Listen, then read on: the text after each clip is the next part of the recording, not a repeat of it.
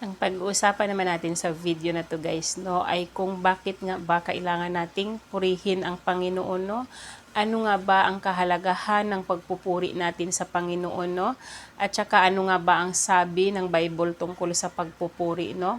Siguro yung mga hindi God believers, no, yung mga pilosopo na mga tao, no, magtatanong sila kung bakit kailangang purihin ang Panginoon, insecure ba siya or attention seeker ba siya, kung bakit kailangan pa natin siyang purihin, no? Alam naman natin guys na si God ay self-sufficient God at siya ay all-knowing God. Siya rin ay all-powerful God, no? Kaya kung tutuusin, hindi niya kailangan ang papuri natin kasi hindi na niya kailangan ng patunay na talagang siya ang Diyos na makapangyarihan sa lahat, no? Pero kasi si God gusto niya na gumawa tayo ng tama, di ba? Kaya ang tama na gawin natin ay yung purihin natin si God. Dahil deserve niya ang papuri natin dahil sa mga kabutihang ginawa ni God sa atin, no? Bilang ganti na lang, no, para maibalik natin ang kabutihan ni God sa atin ay sa paraan ng pagpupuri natin sa Kanya. Kasi alam naman natin na yung buhay natin, si God ang may-ari, di ba?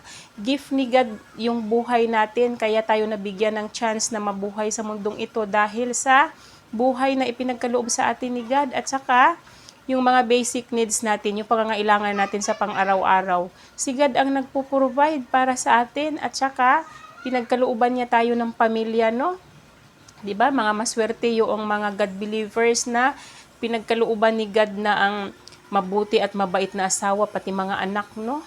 Napakabuti ni God para bigyan kayo ng ganong klaseng asawa at saka mga anak para may matawag kayo na pamilya. So, hindi ba niya deserve ang pagpupuri niyo? Siyempre, di ba, deserve na deserve ni God yun. Bilang kapalit na lang sa kabutihan niya sa atin, hindi naman mahirap gawin na purihin natin siya, di ba? Basta ang pagpupuri natin ay galing sa puso natin na siyang katanggap-tanggap para sa Panginoon, no? Parang ganun din yun sa personal na buhay natin, no? Kung halimbawa, mga magulang tayo, no? May mga anak tayo, nakagawa tayo ng kabutihan sa anak natin, or nagregalo tayo sa anak natin ng mga valuable things, no? Yung mga desire ng anak natin. Tapos, pagkatapos natin silang regaluhan, baliwala lang sa kanila yung regalo natin, di ba? Tinitake for granted lang tayo. So, anong mararamdaman natin? Di ba? Hindi tayo magiging masaya. Ganon din sa Diyos, di ba? Dahil deserve ni God ng papuri, di ba? Sa lahat ng mga kabutihan na ginawa niya sa atin. Tas, baliwalain lang natin yun. Ano kaya ang mararamdaman ni God sa atin, di ba? Talagang nararapat lang talaga na purihin natin si God. At saka kung tayo ay totoong nagmamahal sa Diyos, no? Yung talagang sumasamba sa Diyos, no? Parang natural na lang nalalabas sa bibig natin yung pagpupuri, no? Kung talagang totoo tayo nagmamahal sa Diyos, no? Parang ano na lang siya, kusa na lang siya dadaloy sa bibig natin yung pagpupuri natin sa Panginoon, no? At saka ano nga ba ang sabi ng Bible tungkol sa pagpupuri, no? At saka nga pala guys, no, kung nagbabasa kayo ng Bible, no? Mababasa nyo sa Book of Psalm, ang pagpupuri, ang paraan or ang strategy na ginagawa ng mga author ng Book of Psalm kung paano nila purihin ang Panginoon, no? Doon sa Book of Psalm, makakakuha kayo ng idea kung paano nga ba ang tamang pagpupuri sa Panginoon, no? So basahin natin dito sa Psalm 150. Praise the Lord, praise God in His sanctuary, praise Him in His mighty heavens, praise Him for His acts of power, praise Him for His surpassing greatness. Ibig sabihin, no? Purihin natin ang Panginoon sa banal na puok niya. Saan nga bang banal na puok niya, di ba? Ang ano talaga, no, ang place of worship ay dapat ay sa simbahan, no, kasi yan ang banal na puok ng Panginoon. At saka purihin daw natin ang Panginoon sa makapangyarihang langit niya at purihin natin ang Panginoon dahil sa mga gawa ng kanyang kapangyarihan, di ba? Ano nga ba ang gawa ng mga kapangyarihan ng Diyos, di ba? Yung ginawa niya yung langit at saka ang lupa, ginawa niya lahat ng living things, 'di ba? Ang dami niyang ginawa gamit ang kapangyarihan niya. Kaya nga kapuri-puri talaga siya dahil sa kanyang mga gawa ng kapangyarihan niya. At saka sabi dito, purihin daw natin ang Panginoon dahil sa kanyang walang katapusang kadakilaan, 'di ba? Deserve ni God ang papuri, no? Huwag nating ipagkait sa Kanya dahil sobrang deserve niya ang papuri na mula sa atin na mga anak niya. At saka anong sabi dito sa Isaiah chapter 25 verse 1, Lord, you are my God, I will exalt you and praise your name, for in perfect faithfulness you have done wonderful things planned long ago, 'di ba? Ang nakasaad dito, ang Panginoon daw, siya daw ang Panginoon na dapat ay itaas natin at purihin natin ang kanyang pangalan dahil daw sa katapatan niya, no? Nakagawa niya yung mga kahanga-hanga na bagay. Ano nga ba yung mga kahanga-hangang gawain na ginawa ni God, no? Dahil sa pagiging perfect niya, dahil sa pagiging tapat niya, no? Pinagkaloob niya sa atin yung isang anak niya na si Jesus Christ para tubusin ang mga kasalanan natin, di ba? Para mapatawad tayo sa lahat ng mga kasalanan nating nagawa, no? Yan yung wonderful things na ginawa ni God para sa atin na pinlano na niya ng matagal na panahon, no? At saka sabi dito sa Psalm chapter 34 verse 1, I will extol the Lord at all times. His praise will always be on my lips. Ibig sabihin, no? Purihin daw natin ang Panginoon sa lahat ng panahon, sa lahat ng oras, no? At saka, dapat daw ang pagpupuri natin sa Panginoon ay laging nasa bibig natin. Yan ang bukang bibig natin, ang purihin natin ang Panginoon sa lahat ng mga ginawa niya sa buhay natin, no? Nararapat lang naman talaga ang papuri na ipagkaloob natin sa Panginoon bilang anak niya, no? Bilang nagmamahal sa Diyos. Dahil tulad ng sinabi ko, sobrang deserve ni God yan, di ba?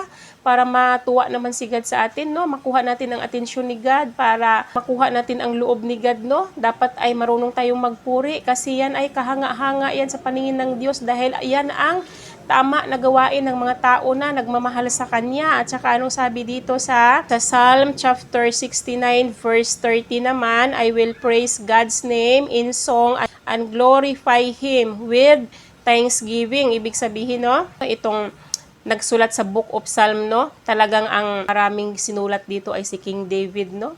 Ito ang paraan ni King David para purihin niya ang Panginoon, no. Sabi niya, pinupuri niya ang Panginoon sa pamamagitan ng kanta.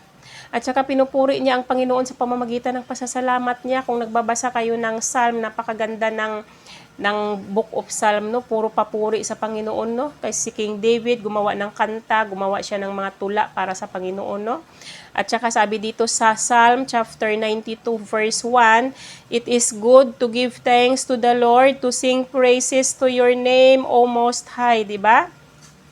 Ito daw ang tama, no? Yung pasalamatan natin ang Panginoon dahil tulad ng sinabi ko, kung ano mang meron tayo, no? Kung ano man tayo ngayon, kung ano man kinahinatnan ng pagkatao natin or kung ano man kinahinatnan ng buhay natin dahil sa Panginoon yan, dahil sa biyaya ng Panginoon sa atin, no? Kaya nararapat lamang na siya ay pasalamatan natin at saka dapat ay kantahan natin si God ng mga worship song, no? Bilang papuri sa Kanya dahil nga tulad ng sinabi ko, deserve niya yan. Napurihin natin siya, di ba? At saka anong sabi dito sa Psalm chapter 119 verse 164 naman, 7 times a day, I praise you for your righteous rules. Sabi ng author ng ano na to, no, ng Bible verse na to, no.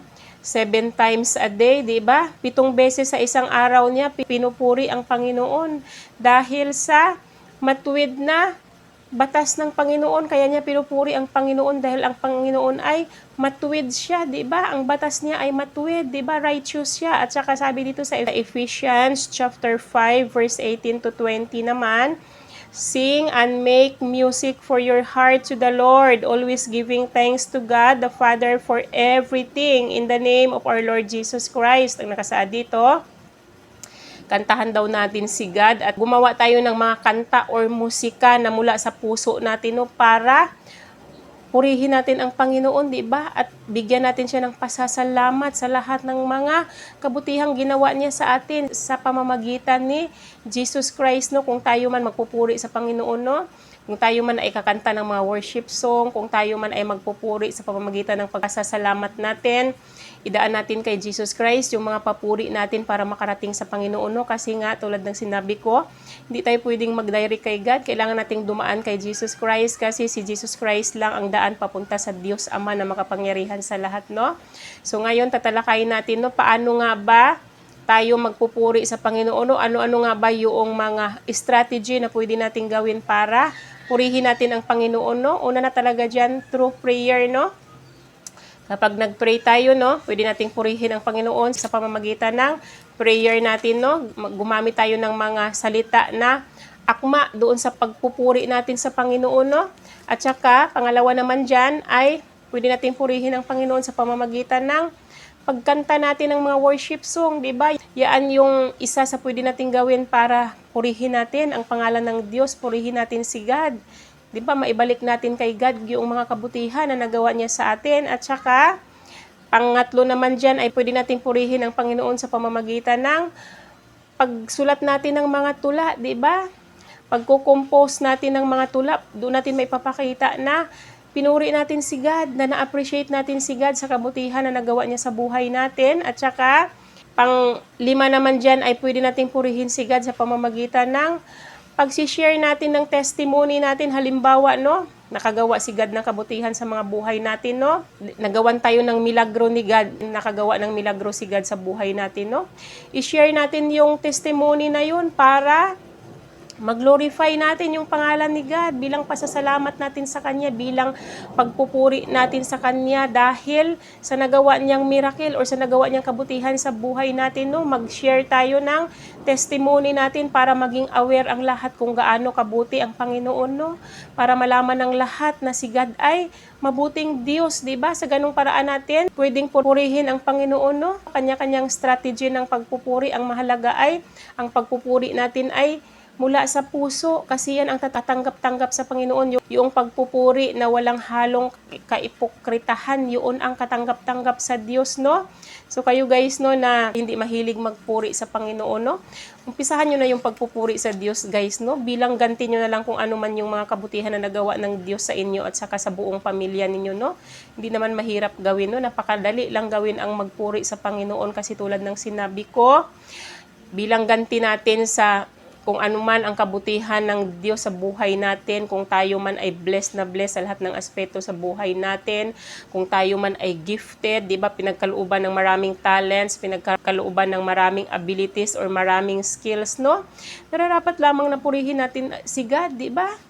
Hindi tayo magkakaroon yan kung hindi pinagkaloob ni God sa atin yan. Kaya nararapat lang talaga na ibalik din natin sa Kanya ang papuri para matuwa naman si God sa atin, no?